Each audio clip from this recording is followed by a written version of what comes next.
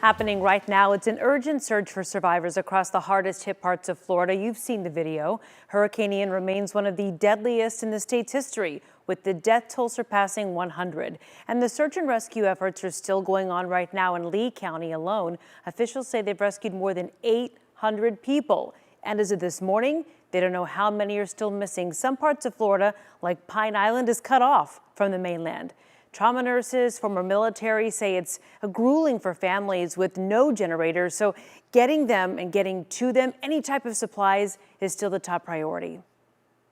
There's no way of guessing what you're going to see, what you're going to run into. All we know is that we're here for it.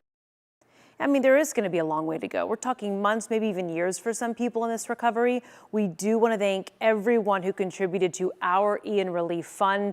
You're looking at video right here. The phone lines are closed this morning, but you can still help by going online at WFA.com/donate. So, Greg, the devastation in Florida, heartbreaking, and unfortunately things are still pretty active. I mean, we still have, what, a couple of months left to go? Yeah, until the end of November, when the season officially ends. And we have a couple of areas that we're going to be watching out in the Atlantic still here, but we should be on the downside, hopefully, as far as any named storms are concerned across the area. But as we get you on out here this morning, let's talk about what's happening in the tropics. Now, we do have some higher clouds that are moving into central Texas, down into South Texas, down into the hill country. That's blowing off Hurricane Orlean. You remember we were talking about that yesterday.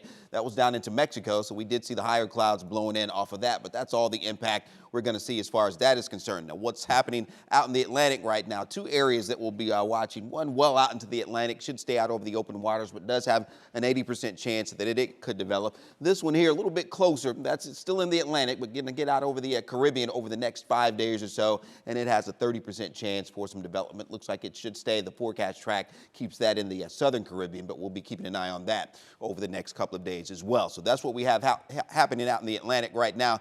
Peak of the season was back on September 10th. So we are here, the early part of October, again, kind of on the downside of that. The season officially ends there on November 30th at the end of November. So we still have a ways to go. And again, we do have those couple of disturbances that we're watching. So if you've been keeping track of the named storms so far, we are at 9 named storms. Ian, of course, at category 4 of the last storm. Julia and Carl are the next two that we have on tap there. So 9 named storms so far. Hopefully we don't get any more. And if we do, hopefully they won't have the impact that the other ones, the last one did have there with Ian.